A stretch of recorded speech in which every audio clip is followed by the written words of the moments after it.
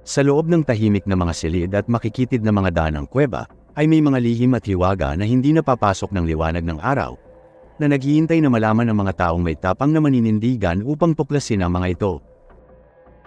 Sa bawat pagkakataon na pumapasok sa isang kuweba ay may kasamang kaba at pananabik.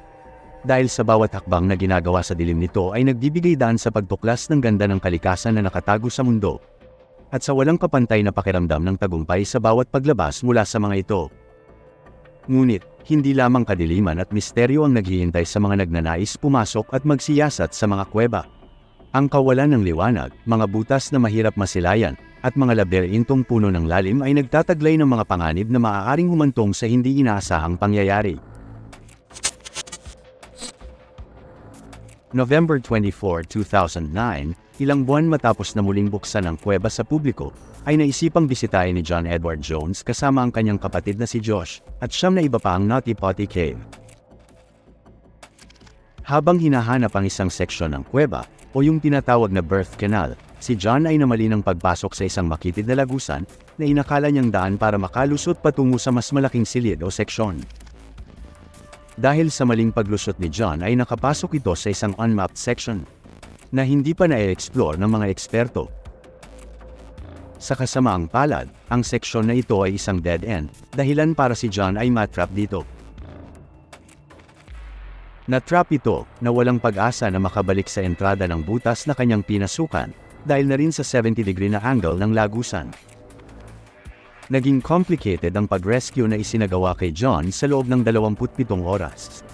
Umabot sa 137 volunteers mula sa iba't ibang lugar sa Utah ang nagtulong-tulong para maisalba si John. Maging ang media ay naging parte rin ng mga kaganapang ito sa Noti Potty Cave. Saan mauuwi ang isinasagawang rescue operation? May lalabas pa kayang buhay si John mula sa pagkakaipit ng katawan nito sa isang maliit na butas ng kuweba?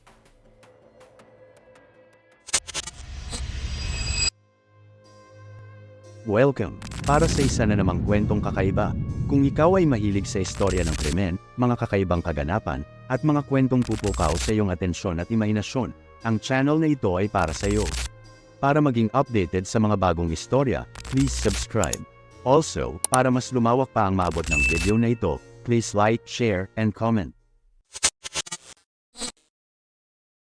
Ang Noti Potty Cave, na matatagpuan sa Utah sa bansang Estados Unidos ay unang na-explore noong 1960 at agad itong sumikat dahil sa mga makikitid at madudulas na daanan, na may mga pakurba, at maliliit na butas.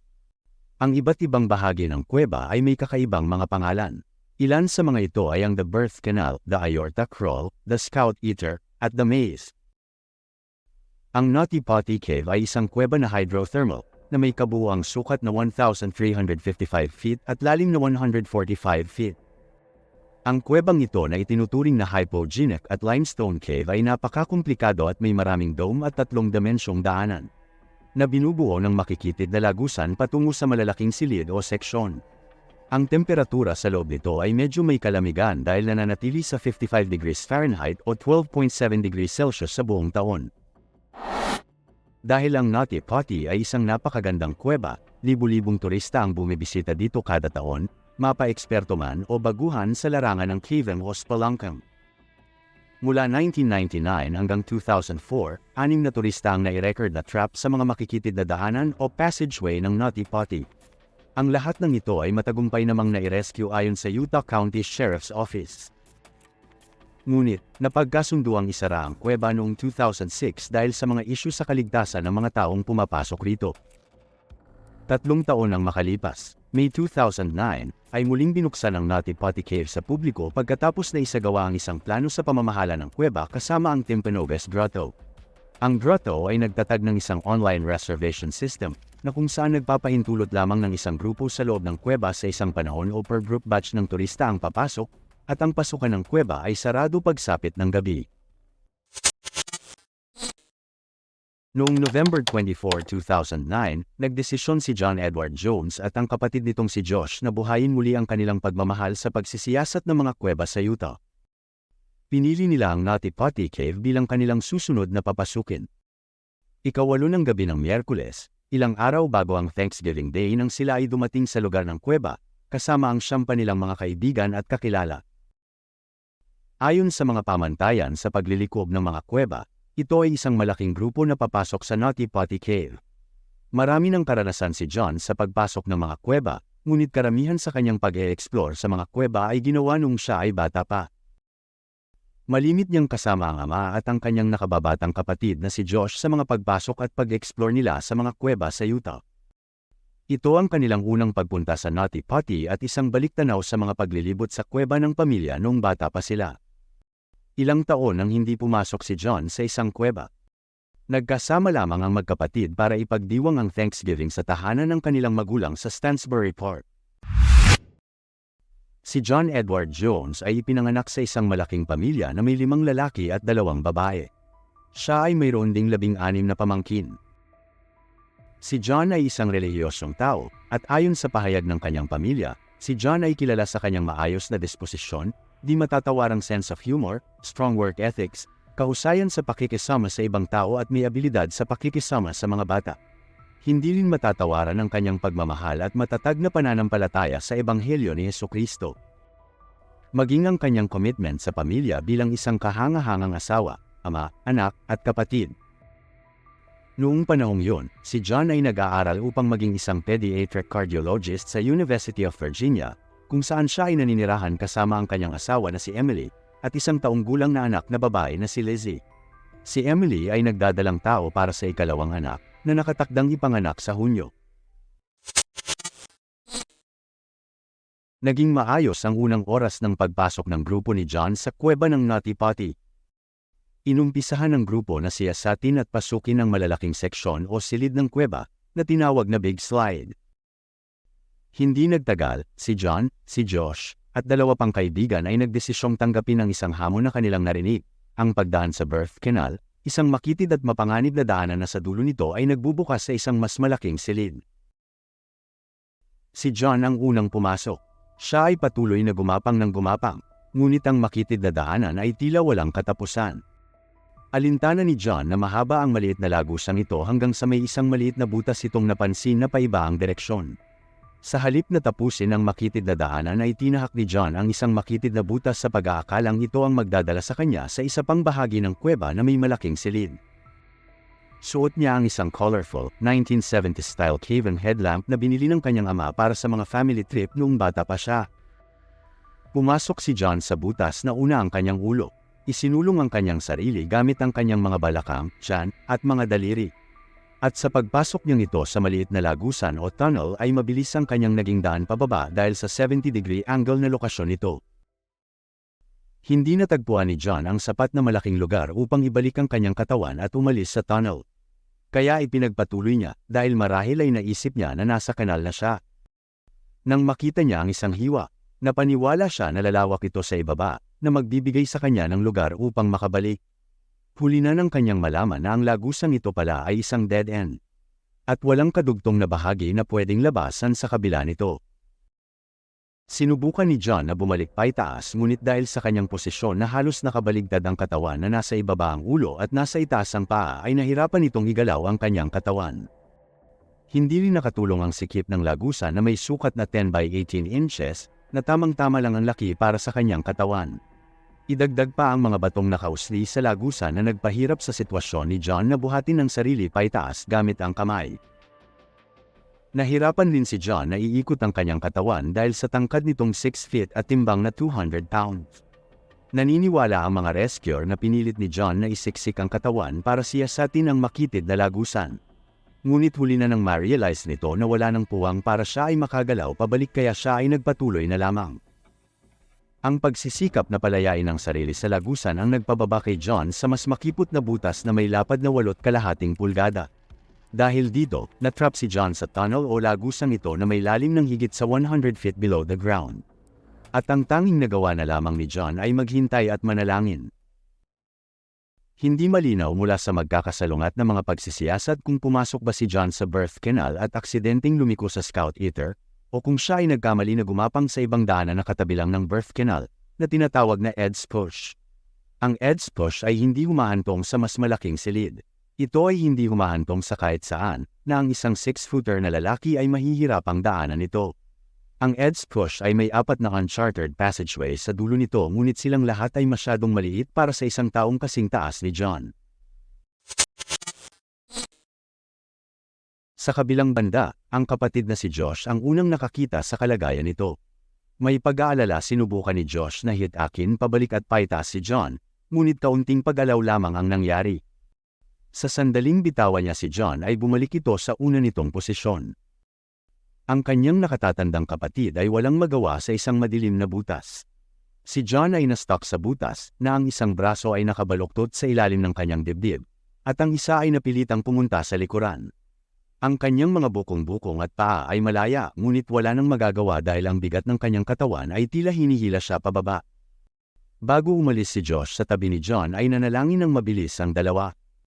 Si Josh ay nagmadaling bumalik paakyat sa entrada ng kuweba, naghahadaling gumapang sa makikitid na lagusan at walang atubiling bagtasin ang mga nauna nilang dinaanan. Nang siya ay makalabas ay agad itong tumawag ng tulong sa 911 habang ang kanilang isang kaibigan ay nanatili sa loob ng kuweba para samahan si John. Ang pagtitiyak na may tulong na papabot ay nagbigay ng lakas ng loob kay Josh upang muling pumasok sa tunnel upang balikan si John. Pinag-usapan ng magkapatid ang tungkol sa girlfriend ni Josh, kung siya ba ay susunod kay John sa pag-aaral ng medisina. Umawit sila ng himno na How Firm a Foundation. Huwag kang matakot, kasama kita, huwag mag-alala, ako ang iyong Diyos at palalakihin ka pa, aking palakasin at tutulungan ka, at papatayin ka sa aking matuwid at makapangyarihang kamay. Sambit ni Josh. Muli silang nagdasal, patawad, Ama, pakawalan mo na ako rito, iligtas mo ako para sa aking asawa at mga anak, sabi naman ni John. Humigit kumulang sa 1 oras, narinig ni Josh na ang mga rescuers ay nasa entrada ng kuweba at pumunta upang hanapin sila.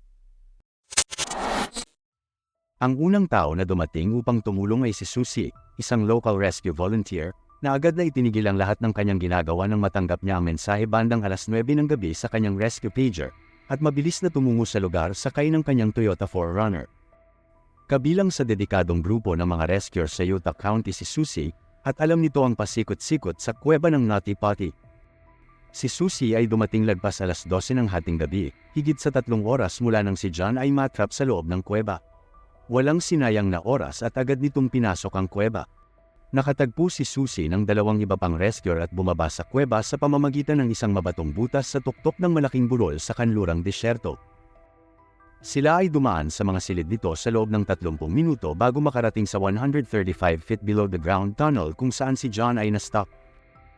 Dahil sa balingkinitan na pangangatawan at height na 5 feet 3 inches, madaling naisiksik ni Susie ang katawan nito at mabilis nakarating sa lugar kung saan na-stuck si John. Sa loob ng tunnel, sinubukan ni Susie ang bawat bagay na maisip niya upang maialis si John sa pagkakaipit sa lagusan. Tinulungan niya na mag-string ng lubid mula kay John pabalik sa mga kasamang rescuer sa bukas na hukay sa entrada ng tunnel. Hinila ng mga kasamang rescuer ang lubid, ngunit hindi sapat ang lakas upang maialis si John. Masyadong malakas ang pagkakadikit ng lubid sa bato. Tinulungan din niya ito na magbago ng posisyon ngunit hindi niya maitaas ang katawan nito. Ibinagsak niya ang isang bote ng tubig sa kanang braso ni John upang makahigop ng tubig. Bumaba ang tubig sa kanyang braso, at inaasahan ni Susie na maaabot nito ang kanyang bibig. Pinilit rin libangin ni Susie si John sa mga kwento nito at pagtatanong hinggil sa buhay ni John. Nang maubos na ang masasabi, nagsimulang umawit si Susie ng isang LDS hymn, ang High on the Mountain Top. Patuloy na nag-usap ang dalawa hanggang sa umabot ito ukol sa kanilang pananampalataya bilang isang Mormon. Nagpalitan ng kwento hinggil sa kanilang mga pinaniniwalaan. At doon makikita ang malakas na pananalig ni John na siya ay maliligtas sa tulong ng Panginoon. Ngunit habang nagsasalita si John, namalat ang kanyang boses at nahirapan ang kanyang paghinga. Narinig niyang napupuno ng likido ang kanyang mga baga. Kakaiba ang pagdaan ng oras sa ilalim ng lupa, at halos walang ideya si Susie kung ilang oras na ang lumipas. Ang kanyang headlamp lamang ang nagbibigay liwanag sa absolute na kadiliman ng kuweba, ang tanging mga tunog ay mula sa mga rescuer. Humigit kumulang 2 oras, nasubukan na ni Susie ang lahat ng alam niya at umalis para magpahinga habang ang isa pang rescuer ang pumalit. Sa loob ng mga sumunod na oras, dumating ang iba pang mga rescuers mula sa iba't ibang bahagi ng Utah. Inihanda ng Utah County Sheriff's Office ang isang command center. Agad na nagplano ang grupo ng mga rescuers. Sinuri ng mga pinuno ang mga ideya ng bawat grupo kung paano mapapabilis ang pagpapalabas kay John. Pinag-usapan nila ang lahat ng posibilidad na pwedeng magamit para sa agarang pagtulong kay John. Kasama na rito ang paglalagay ng pampadulas sa lagusan kung saan naroroon si John, maging ang paggamit ng rescue rope na dadaan sa isang serye ng mga climbing clam na ang isang dulo ay nakatali sa mga binti ni John at ang kabilang dulo ay hihilahin ng grupo. Umorder rin ang mga rescuer ng 6 na galon ng langis ng gulay na gagamitin para padulasin ang mga pader at bato na umiipit sa katawan ni John. Sa parehong oras, sinubukan din nila na magbaklas ng mga bato malapit kay John gamit ang mga drill at chisel, ngunit ang matigas na materyales at ang mahirap na posisyon ay nagpabagal sa pagdudulog ng mga bato. Idagdag pa ang masikip at makitid na mga lagusan. Sa loob ng mahigit 1 oras, nakapag-drill lamang sila ng 6 na pulgada na bato. Samantala, ang posisyon ng katawan ni John ay nagpakomplikado rin ng mga bagay at labis na nagpaalala sa mga rescuer. Si John ay na-stuck halos nakabaliktad na unang ulo, o upside down, at ang kanyang mga paa lamang ang nakikita ng mga rescuer, at ang kisame ng bato sa bandang itaas ng mga paa ay hadlang para mahila si John pataas dahil sa baba nito. Ang katawan ng tao ay disenyo upang tumayo ng tuwid, at ang puso ay gumagana kasama ang lakas ng grabidad, hindi laban dito. Nang sabihin ng mga rescuer kay trauma physician Doug Murdoch na halos nakaharap pababa si John. Alam niya na hindi na magtatagal at bibigay rin ang katawan ni John. Nagmadali si Murdoch papunta sa lugar dahil alam nito na ang dugo at likido ay nag-iimpok sa utak at baga ni John. Ayon kay Dr. Murdoch, mabagal na ang kanyang sirkulasyon, nagbubulwak ang mga kapilaryo, nagtitipon ng mga toxin sa kanyang dugo. Kung magtatagal pa bago mapalabas si John, maaaring mapunta ang mga toxin sa kanyang puso na maaaring ikawalan nito. May kaunting pag-aaral lamang tungkol sa matagalang epekto ng pagpwesto ng katawan na nakabaligtad. Ngunit inisip ni Murdoch na maaaring nabubuhay pa si John ng 8 hanggang 10 oras. Lumipas ang mga oras, sinubukan ng mga rescuer na gumamit ng rope pulley system na kung saan nakatali ang mga pulley sa mga bolt na nakadrilled ng malalim sa mga pader ng kuweba. Sa pagitan nito, nagsikap ang grupo ng mga rescuer upang malutas ang problema sa pagkakadikit gamit ang sistema ng pulley na nakasabit sa dingding ng tunnel sa pamamagitan ng serye ng climbing cams. Kailangan nilang ilubog ang mga cams sa malapad na layer ng maputik na calcite na nagtatakip sa dingding ng kuweba. At pagkatapos ay ilapit ang lubid sa kaakibat na pulley. Pagkatapos ng bawat bagong cam, susubukan muli nila ang sistema. Kung masyadong malakas pa rin ang pagkakadikit, magdadagdag pa sila ng isa pang pulley. Lubhang mabagal ang lahat. Bawat pagpunta sa tunnel upang maipasa ang gear ay halos 1 oras. Mas pinahirap pa ang sitwasyon dahil sa makitid na mga lagusan ng kuweba. Kahit na mayroong malaking grupo ng mga rescuer, mga volunteer, emergency services, at isang rescue helicopter sa labas, 1 tao lamang ang maaaring direktang lumapit kay John. Sa kabilang banda, matyagang naghihintay sa tahanan ni John ang asawa nitong si Emily. Simula ng gabi ng November 24 ay naghihintay na ito ng tawag sa telepono hinggil sa inaasahang balita kay John. Alam ni Emily na ang asawa niya ng 3 taon at kalahati ay malakas ang loob at matiisin, at hindi kagad sumusuko. Nang dumating ang umaga ng November 25, hindi na nakapaghintay pa si Emily. Kinuha niya si Lizzie at pumunta sa kuweba kasama ang mga magulang ni John.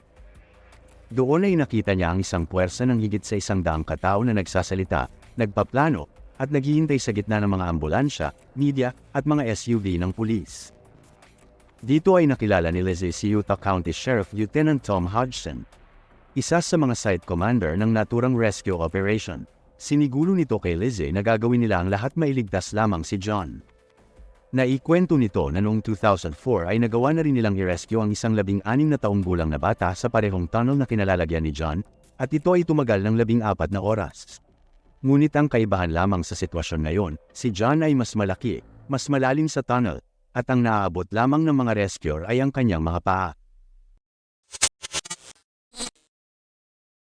Sa puntong ito, bandang alas 8 ng umaga, November 25, at 12 oras ang nakakalipas, patuloy ang isinasagawang rescue operation. Labas-pasok ang ilan sa mga rescuer na nagkukumpuni ng bagong pulley na hihila pataas kay John. Pinangunahan ni Ryan Schertz ang pagkukumpuni ng bagong pulley system gamit ang heavy-duty air chisel at drill. Sa simula, ginawa nila ang sistema ng pulley gamit ang mga climbing cam, ngunit ang mga yangka ay hindi makakapasok ng matatag sa layer ng maputik na calcite na nagtatakip sa dingding ng kuweba. Nang makarating si Ryan kay John, inayos niya ang mga naipit na tali sa mga paa nito na itinaas ng mga nauna. Dala niya ang isang lalagyang puno ng Gatorade at iniunat ang kaakibat na tubo pababa kay John upang makainom ito. Hinimas niya ang binti ni John upang ipaalala sa kanya na hindi siya nag-iisa sa butas. Si John, isang mananampalataya na Mormon, ay nakipag-usap kay Ryan na nagsikap na palayasin siya sa pamamagitan ng ibinahaging pananampalataya. Pinag-usapan nila ang kanilang mga misyon para sa simbahan ni Jesucristo ng mga banal sa huling araw. At nagkasama silang nagbigkas ng Espanyol. Naglingkod si Ryan sa isang Spanish-speaking mission sa Texas at si John naman ay sa Ecuador. Napag-usapan rin ng dalawa ang tungkol sa asawang si Lizzie at sa kanilang buhay na magkasama sa Virginia, ang tungkol sa kanyang 1 taong gulang na anak, at ang batang isisilang pa. Ang bata ay inaasahang ipanganak sa kaarawan ni Ryan sa ika-13 ng Hunyo. Samantala, dinala ng mga crew ng Salt Lake County ang isang telecom, isang set ng 2 radyo na nagpapasa sa pamamagitan ng isang linya ng cable. Inayos nila ang linya ng 400 pie mula sa entrada ng kuweba patungo sa tunnel ni John, pagkatapos ay ibinigay ang isang speaker kay Ryan. Para maibsan ang pangamba at sakit na nararamdaman ni John, dinalhan siya ng isang two-way cable radio. Pilit iniabot ni Ryan ang kanyang braso papalapit sa uluhan ni John gamit ang maliit na itim na kahon upang makausap ang asawa na nasa malapit sa entrada ng kuweba sa labas nito. Silang dalawa ay parehong nag-aalala sa sitwasyon pero pinipilit pa rin ang dalawa na pag-aani ng loob ng sa isa't isa. Umuusad ang mga luha sa mukha ng rescuer na si Ryan habang naririnig ang sigaw ni Emily sa kabilang linya ng cable radio mula sa maingay na ibabaw patungo sa mabaho at makipot na tunnel. Mahal kita, magpatuloy lamang sa paglaban, ang sumisiwalat na tinig ni Emily. Umiyak si John at narinig ni Ryan. Mahal kita, mahal na mahal kita, sabihin mo kay Lizzie na mahal ko siya. Lalabas ako at pupuntahan kita. Alas 4 ng hapon, November 25 natapos ang pulley system na ginawa ng grupo ni Ryan at nagsimula muling hitakin paakyat si John. Ang lubid ay nakalagay sa halos 15 magkahalong mga pulley na ipinadaan sa dingding ng kuweba. Pinakamalapit kay John, ang lubid ay dumaraan sa natural na arko sa dingding na nasa itaas lamang ng pagkahiwa kung saan siya natrap. 8 rescuers ang nagtulong-tulong na hatakin ang taling nakakonekta kay John. Sa bawat paghila ng mga ito ay hindi naiiwasang makaramdam si John ng sakit dahil sa pagtama ng kanyang mga paa sa mababang kisame. Sa bawat pagsigaw ni John ay siya ring paghinto sa paghila ng mga rescuer para ipahinga si John. Naiaangat naman si John ng paunti-unti. Sa muling paghila ng mga rescuer, muling tumama ang mga paa ni John sa mababang kisame ng tunnel. Dahil nahihirapan ang kanyang puso na magpalibot ng dugo sa kanyang mga paa, ang pagkakatama ay nagpasigaw sa kanya ng sakit. Si John ay dumaranas at nakakaramdam na ng hindi maganda, nang dahil sa siya ay na-stuck na nakabaligtad sa matagal na panahon. Nagsisimula na siyang makaramdam ng kahirapan sa paghinga, at ang kanyang puso ay kailangang magtrabaho ng halos 2 beses para i-push ang patuloy na daloy ng dugo palabas ng kanyang utak. Siya ay nagsisimula na rin makaramdam ng panik at pagkabalisa. Sa mga pagkakataong ito, si John ay na-stuck na nakabaligtad sa kuweba ng 19 na oras na. At sa puntong ito, oras ang kalaban ng mga rescuer sa pagliligtas kay John. Unti-unting napagtanto ng mga rescuer na ang anggulo ng tunnel na kinalulugaran ni John ang humahadlang para maibalik pasulong ang katawan nito. Sa bawat paghila ay may natatama ang parte ng katawan ni John, partikular ang paa at binti nito. Naisip rin ng mga rescuer na kung babaliin ang mga binti ni John para tuluyan siyang maiangat pataas, ngunit sa oras na ito ay baka hindi na kayanin ng katawan ni John ang shock na mararamdaman nito sa pagbalik. Kaya hindi nila ito itinuloy. Ngunit hindi pa rin sumuko ang mga rescuer. Sa ikatlong ulit ng paghila kay John ay naiposisyon nito ng sapat upang makita ni John ang rescuer na pinakamalapit sa kanya. Doon ay nasipat ng rescuer na si Ryan Shirts ang pagod na estado ni John, na ang mga mata nito ay kulay pula dala na rin ng matagal na pagkakabaligtad ng katawan, at ang kanyang mukha ay puno ng dumi ngunit nasa mabuting kalagayan. Nagawa pang makipag-usap ni John kay Ryan. Nabanaag pa rin sa mukha ni John ang ngiti sa pagkakita kay Ryan, na tila may pag-asa pang naghihintay sa kanya. Dito ay nasambit ni John ang mga sakit na kanyang nararamdaman, partikular sa kanyang mga binti. Nagpatuloy ang paghatak sa katawan ni John. Konting pahinga at hila na naman. Ilang pulgada na rin ang itinataas ni John sa lagusan. Sa loob ng 20 minuto ay nagawa pang sumigaw ni John para sa hudyat ng paghila sa kanya ng mga rescuer. Ito ay isang magandang senyales para sa kanya dahil sa nakikita niyang pag-asa sa bawat pag-angat. Ngunit sa huling paghatak ng mga rescuer ay may hindi inaasahang mangyari at ang trahedya ay dumating. Sa huling paghatak ay siya ring pagsigaw ni Ryan. Nakaramdam ito ng isang bagay na matigas na tumama sa kanyang mukha, at siya ay nawala ng malay ng ilang segundo. Nang magising siya, wala siyang nakita kundi alikabok. Nang kumalma ang alikabok, dahil sa puwersang dulot ng katawan ni John at ang paghila ng mga rescuer, na-realize ni Ryan na ang bato na Arco malapit sa mga binti ni John kung saan ang lubid ay nakatali ay nawasak, at ang pinakamalapit na bolt ay nabali rin. At ang mabigat na metal na carabiner ay tumama sa kanyang mukha. Agad kinamusta ni Ryan si John ng mahinahon kahit halos nahati na ang kanyang dila. Samantala, ang buong grupo ng mga rescuer ay bumagsak patalikod habang ang tali ay biglang napigtas at nawala sa kanilang mga kamay. Hindi matansya ni Ryan dahil sa alikabok kung nasaan na ang eksaktong posisyon ni John. Sa kasamaang palad, si John ay muling bumagsak pababa sa lagusan, at sa puntong ito mas malalim at malayo ang distansya sa entrada ng lagusan ang naging lokasyon ng katawan nito. Dahil sa tinamong injury ni Ryan ay kinailangan nitong palitan. Ang ama ni Ryan, si Dave Schertz na isa ring rescue volunteer ang sumunod na pumasok para alalayan si John sa loob ng kuweba. Nang marating ni Dave ang lokasyon ni John ay napansin ng paghinga nito na mas mababaw at hindi madalas, na tila nahihirapan ng ipanatili ang buhay. Tinawag ng rescuer si John ngunit wala siyang natanggap na tugon. Sa desperasyon, sinubukan niyang ipasok ang sarili sa butas upang ilagay ang tali sa may baywang ni John sa abot ng kanyang makakaya. Nag-drill ng bagong butas para sa puli at umakyat palabas ng kuweba. Isang panibagong rescuer, si Brandon Cowales na miyembro ng Utah Cave Rescue ang pumalit para tignan ang kondisyon ni John. Ngunit sa pagbaba nito sa kuweba ay walang tugon ang narinig mula rito. Sa puntong ito si John ay wala ng malay. Hindi nagtagal, isang paramediko ang pumasok sa kuweba at nakarating malapit kay John. Ngunit wala rin itong nagawa dahil na rin sa kondisyon at posisyon ng katawan nito. Hindi na gumising si John. Ganap na hating gabi, 11:56 p.m. ng November 25, si John ay idineklarang patay na. Siya ay 26 na taong gulang. Sa kabuuan 137 rescuers ang nagtrabaho ng husto sa loob ng 27 oras upang iligtas si John. Kinabukasan, November 26, ang mga otoridad ay nagpasya ng itigil na nito ang retrieval operation dahil masyadong mahirap at mapanganib ng kunin ang katawan ni John mula sa kuweba. Sinang-ayunan naman ito ng pamilya ni John. Sa puntong ito, si Emily ay walang sementeryo na pupuntahan kasama ang kanyang mga anak. Ngunit magiging espesyal na lugar ang kuweba para sa kanyang pamilya. Sambit pa ni Emily, mahal ni John ang labas, mahal niya ang Utah, mahal niya ang malawak na espasyo. Angkop lang na ang kuweba ang kanyang huling hantungan. Dahil dito, ang Naughty Potty Cave ang naging pangwakas na pahingahan ni John Edward Jones. Isang linggo makalipas, ang mga autoridad ay nagpasyang permanenteng isara sa publiko ang Naughty Potty Cave. Sa kasalukuyan ng nasabing kuweba ay off-limits pa sa mga tao. Ang pamilya ni John ay naglagay ng isang plaka sa entrada ng kuweba bilang gunita sa kanyang alaala.